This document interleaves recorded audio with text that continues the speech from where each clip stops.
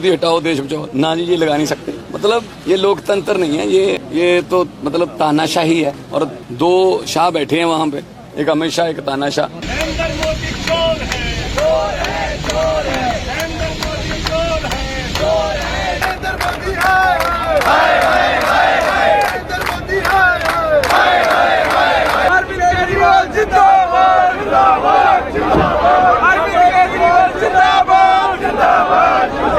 तो किसी ने मोदी जी को जाके बोल दिया कि जी जिसने अस्पताल बनाए हैं उसको अंदर कर दो, तो सतेंद्र जैन को अंदर कर दिया।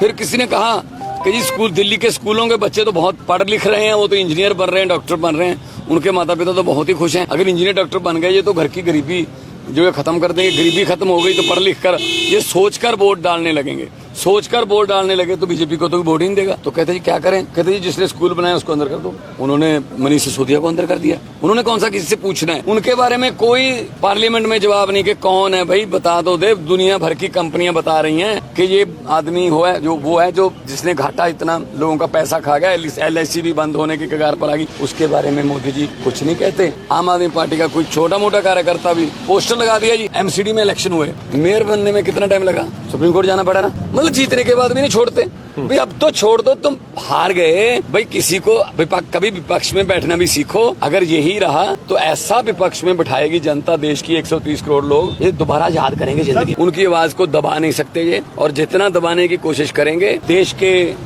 एक ऐसे क्रांतिकारी नेता जिन्होंने एंटी करप्शन मूवमेंट से पार्टी शुरू की, जिन्होंने पूरे देश की राजनीति की दशा और दिशा बदलने का अहद किया और वाकई बदल कर भी दिखाई।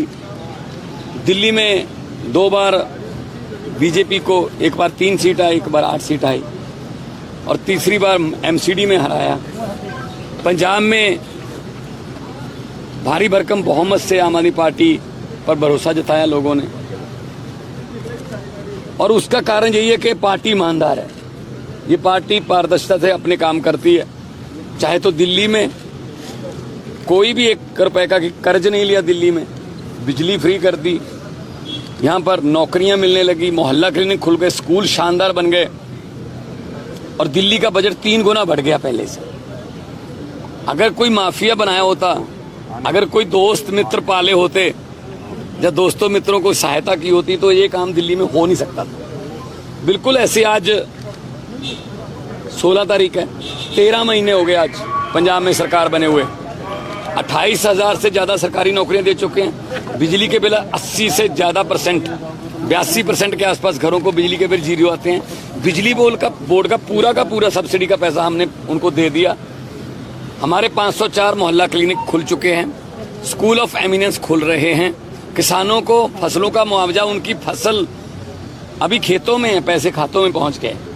ये कैसे हो सकता है संभव? आम आदमी पार्टी है, ईमानदार पार्टी है।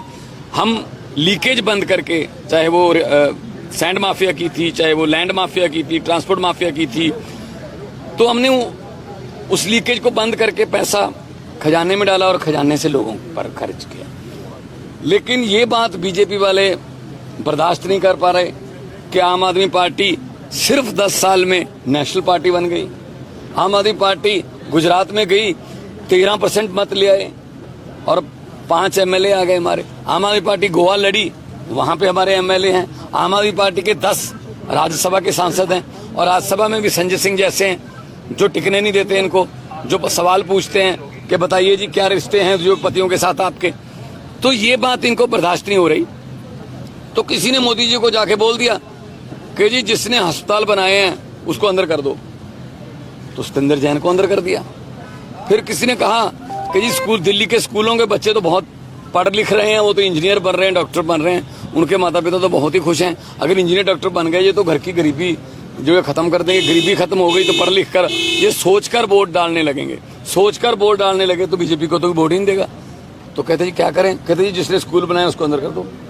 उन्होंने मनीष सिसोदिया को अंदर कर दिया। उन्होंने कौन सा किसी से पूछना है, जो भी आके कह देता है तारीफ कर दे थोड़ी सी, उसके बाद वो साइन कर देते हैं। अभी वो कह रहे जी अरविंद केजरीवाल ये तो कर्नाटका में जा रहे हैं, ये राजस्थान की भी तैयारी कर रहे हैं, ये मध्य प्रदेश की तैयारी भी कर रहे हैं, छत्तीसगढ़ भी हो आए, ये तो जी बहुत बड़ा पंगा हो जाएगा। गुजरात में भी तो गुजरात में भी हमारे लिए बड़ी मुश्किल खड़ी कर दी थी। तो कहते फिर अरविंद केजरीवाल को अंदर करने की जो है रिवायत शुरू कर देते हैं। इसी सिलसिले में आज उनको बुला लिया।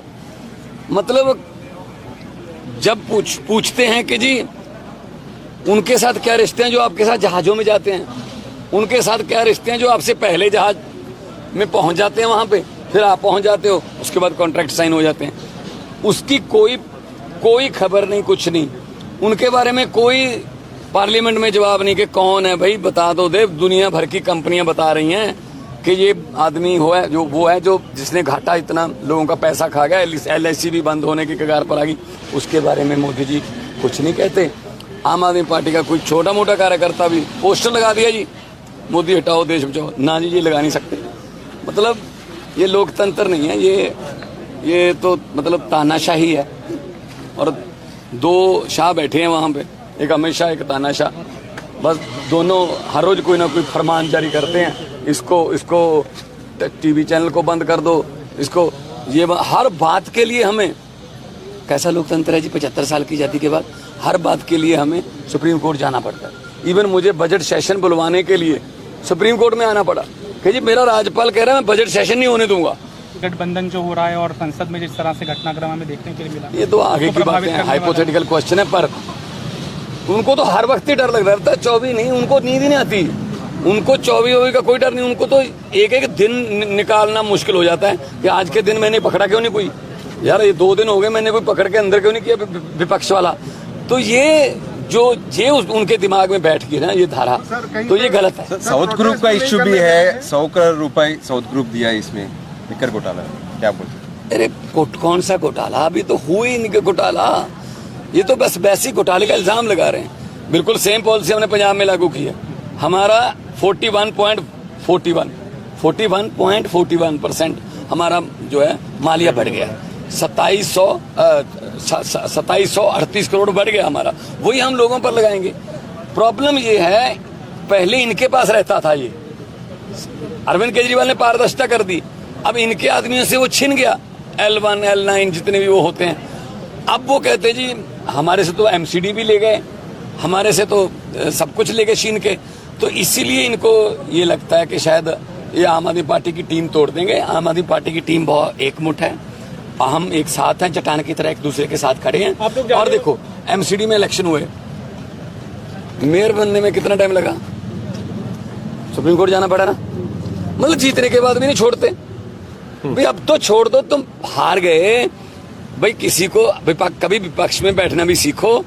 अगर यही रहा तो ऐसा विपक्ष में बिठाएगी जनता, देश की 130 करोड़ लोग ये दोबारा याद करेंगे जिंदगी में। सीबीआई मुख्यालय तक जाने वाले विधायकों को आज जगह डिटेन किया जा रहा है, आम आदमी पार्टी के कार्यकर्ताओं को भी डिटेन किया जा रहा है, कहीं पे प्रोटेस्ट वही इनको वही डर है कि आम आदमी पार्टी के कार्यकर्ता जो हैं वो इनके तो किराए पर आते हैं, इनके वाले तो दिहाड़ी पे आते हैं। आम आदमी पार्टी के कार्यकर्ता सड़कों पर बस घूमते रहते हैं, आम आदमी पार्टी है तो इनको पता ही नहीं चलता कि आम आदमी पार्टी वाले कौन है। पहले पोस्टर लगाने वालों को पकड़ते रहे। हमारे तो आम लोग हमारे कार्यकर्ता हैं, हम किसी दिहाड़ी पर नहीं लेके आते, ना ही हम पैसे देकर लेके आते हैं। हमारे वाले कार्यकर्ता जुनूनी है, हमारे वाले कार्यकर्ता देश के लिए जुनूनी है, दिल्ली के लिए जुनूनी है कि हमने दिल्ली को भी ऊपर लेके जाना है, पंजाब को भी ऊपर लेके जाना है और देश को भी नंबर 1। आगे क्या कुछ रणनीति होगी, क्या आप लोग यहीं पे बैठे रहेंगे अभी जब तक अरविंद केजरीवाल? देखिए जो फैसला करेंगे हमारी, क्योंकि हमारे सीनियर्स यहाँ पे खड़े हैं सारे, पंकज जी हैं, संजय जी हैं और राघव जी हैं और हमारे स्पीकर साहब विधानसभा के और गहलोत साहब खड़े हैं, तो सारी पूरी हमारी टीम खड़ी है। जो भी फैसला करेंगे हम यहीं पे हैं, अरविंद जी के साथ चट्टान की तरह खड़े हैं, उनकी आवाज़ को दबा नहीं सकते ये, और जितना दबाने की कोशिश करेंगे उतना आवाज़ और जोर से उठेगी।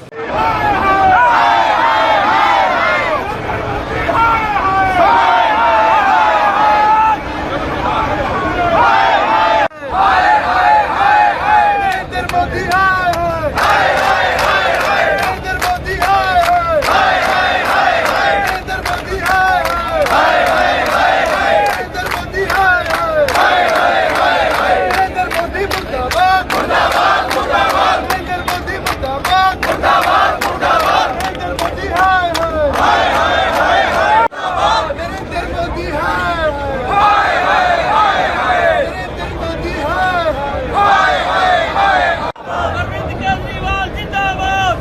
अरविंद केजरीवाल जिंदाबाद, जिंदाबाद, जिंदाबाद। अरविंद केजरीवाल जिंदाबाद, जिंदाबाद।